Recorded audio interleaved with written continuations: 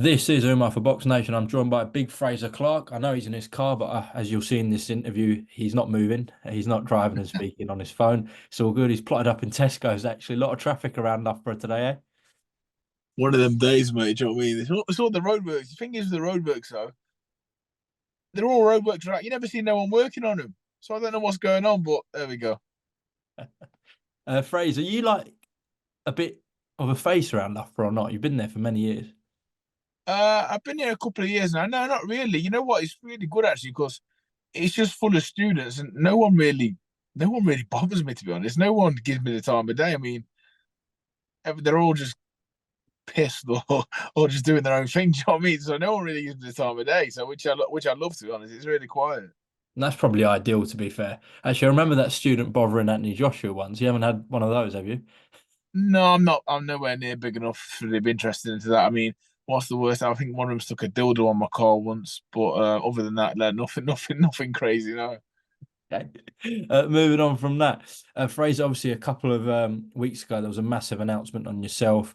I mean, you've been in big fights, especially the one where you headline at the O2, but this is a different level. Riyadh season card, one of the best fights in boxing, better Bivol. So to be on that undercard and be part of history, it's quite incredible for yourself. Yeah, it is. I think I try not to let that get to me. But if I do sit back and have a minute, forget if I wasn't boxing. Remember, I'm a massive boxing fan, so I would be all over this card. Like just over the main event, to be honest, because for me, it's the best match. It's the best matchup in boxing at the minute, at the current time. Two absolute, unbelievable fighters going head to head. For all the straps, it's a really good card, to be honest. And like I say, it's a great honor if I'm dead honest, just to be on it. But I've got my own business to sort out. But other than that, yeah, like I think this fight, Beterbiev and Bivol, is probably the best matchup and best fight in the last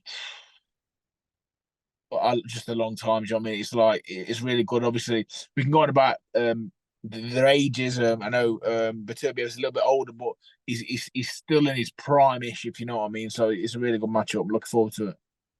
Most certainly. Of course, when, in your opinion, you get this win over Fabio Warldey, um, I think one of the most, appealing things to boxing fans, one of the most favorite things about Riyadh season for me has been what His Excellency's done in the heavyweight division. Not, of course, just at the top. I'm not talking about your Fury Usyks, your Joshua Dubois, but it's those fights between Joseph Parker, Zhilai Zhang, Caballero Sanchez. Um, there's been some real heavyweights who have revitalized their careers. Joseph Parker and Ajit Caballero spring to mind, really. Yeah, definitely. And a good win for yourself here against Fabio Wardley, where the world's watching, and if His Excellency is impressed, Fraser, you could be in the mix for one of those top 10 guys, a Bacoli, a Zhang, a Caballero, a Parker. Do you know what I'm getting at there? Yeah, like I said, I've said in a few interviews, like I think not just the British title, this fight. That's not the only thing that sort of pushes you on and drives you on. I think there is the fact that there's huge nights can come after this. You know what I mean? It's all about going there and performing, to be honest. Like I say, I've seen people go over there and do really well and they've pushed on. Caballero being the one that springs to mind the most, like you said, um, I've always knew he was good, but I think it's only now since Riyadh season and His Excellency has put on these amazing shows that the whole world's got to see him, and I'm sure he's a bigger name now in America, all around Europe, and especially even in England. I know he's gained a lot of fans over the last couple of fights from his performances. That Frank Sanchez performance was brilliant, and I think a lot of people had him going into that. Maybe not as a favourite. So I think these are the kind of cards that can really project your career, and obviously I'm a fighter, and that's what I'm looking to do.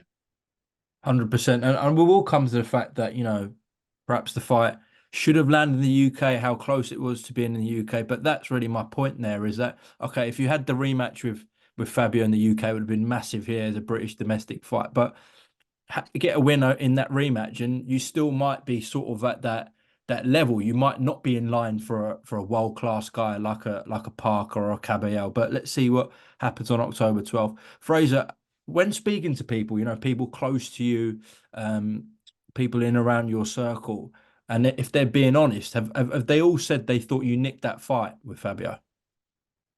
I think opinions been split. A lot of people. I obviously I don't take too many people's opinion on board because when people are speaking to me, you do get a lot of lick horses that are going to say, you won the fight, you won the fight, you won the fight. I watched the fight back. I thought I won the fight. That's the most important thing. But I did think it was close, and I think it was made close by obviously the point off deduction and the knockdown. But I'm not going to say the knockdown made the knockdown was it happened. Do you know what I mean? It's one of them things. It just happened. But I do think I still nicked the fight. But it was a good fight, really good contest, good match. So I've not really took too many opinions on board, but I'd say the majority of people that I spoke to feel like I won it, and I'm sure the majority of people that Fabio spoke to think that Fabio won it. That's sort of the nature of the sport, innit? Do you know what I mean?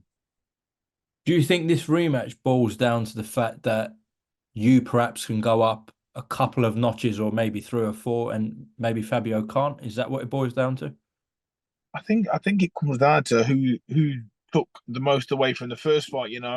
Um, I've been around boxing a long time now. Is obviously not as a pro as much, but more as an amateur, and you learn things along the way though. And I do believe in you have to learn from mistakes. And I think usually in a rematch, the person that's gone away and done his homework and worked hard and learned the most, and is willing to change, usually comes out on top. And listen, I know from day one of going back in the gym, my focus was always Fabio and always what I'd trying to put right what I did wrong in that fight. And if he's got any sense about him, he would have been doing the same.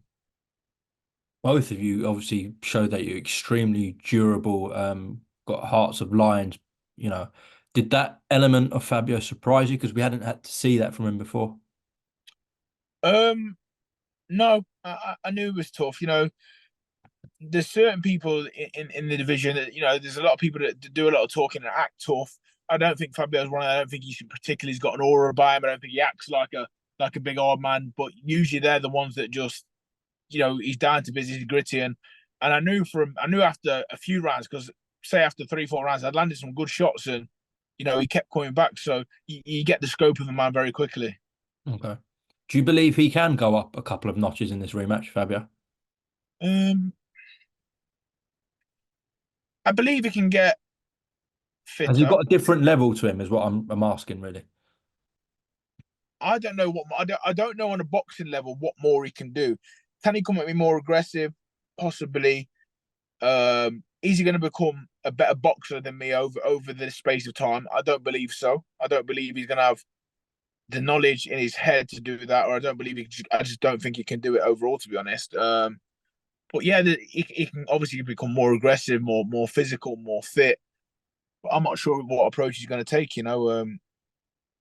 But I'm sure he'd tell you he's improved. I'm sure people around you will tell you he's improved. But we'll see on the night.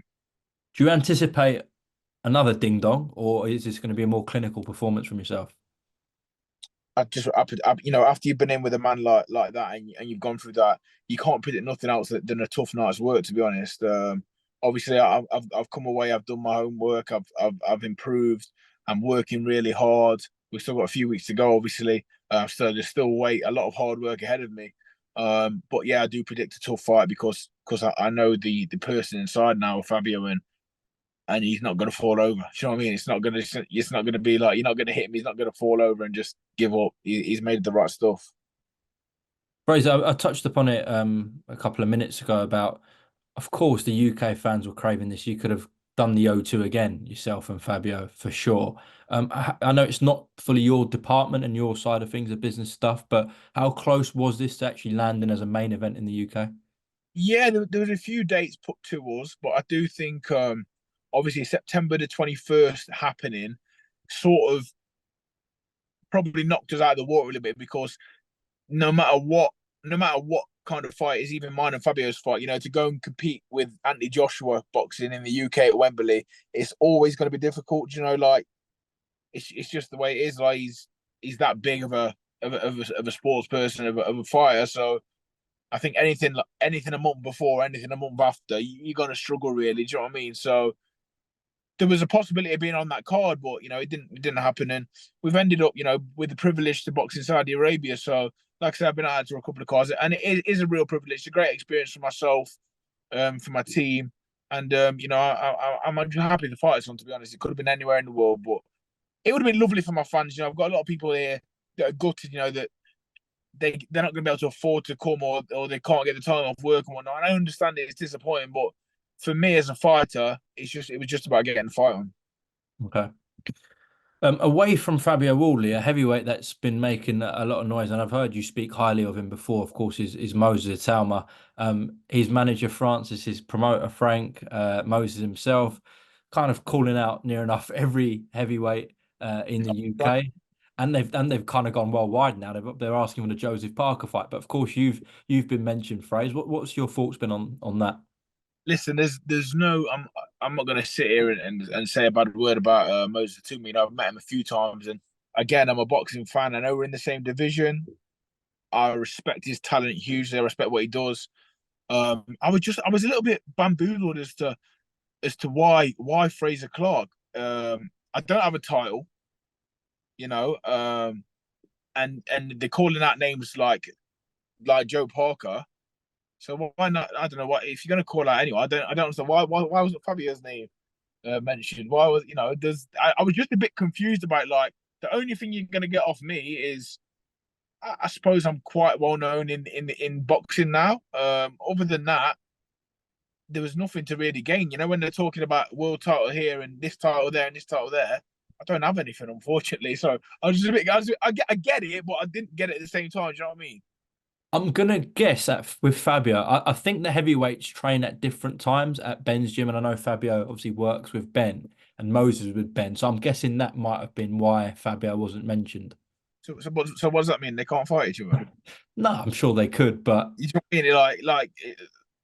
Ben needs to make a decision and put one of them off, which I'm guessing will probably be Fabio because Moses will go a lot further than him. But yeah, like obviously I get it like I say, I get it that I got mentioned, but I just I didn't get why. Like I've got nothing to offer, pretty much. You know what I mean? Like, but listen, it is what it is. I'm sure in time, at the right time, all these fights can happen. Do you know what I mean? I'm never gonna turn a fight down. It's the person I am, but he's a great fighter, and I'm a massive fan. right, wicked. Just before we close off, I know every time you do an interview, you get asked about this, but we are only like 2.5 weeks away now from a fight that you've just touched upon, a monumental clash. 97,000 people we expect at Wembley Stadium. You know. Firstly, with your fight only being like 6, 7 weeks away, are you actually going to go to Wembley or not? Yeah, I'm going to go on the night. I've been asked to go down for the week, which I just can't do. It's too much of an interruption to my training schedule. I'm going to go down. I'll be working for Sky Sports on that night. It's, I'm not going to be there all week. Like I say, I can't take a week out of what I'm doing. I'm fully focused on Fabio. But a Saturday night, I'm going to nip down. It's only at Wembley, which isn't too far from me, to be honest. Yeah, I'm just looking forward. As a boxing fan, you look forward to it, and obviously everyone knows about my history with AJ. I've done a lot of rounds with AJ. I've done a couple with Daniel last week. I did a few rounds with Daniel last week. So it's good to have a look at and have a good perspective of where the fight's at. I'm looking forward to it. If you had to make a case for Daniel Dubois, what would it be in this fight? My case would be that he has got destructive power, really, really heavy-handed, and he doesn't. I think he's.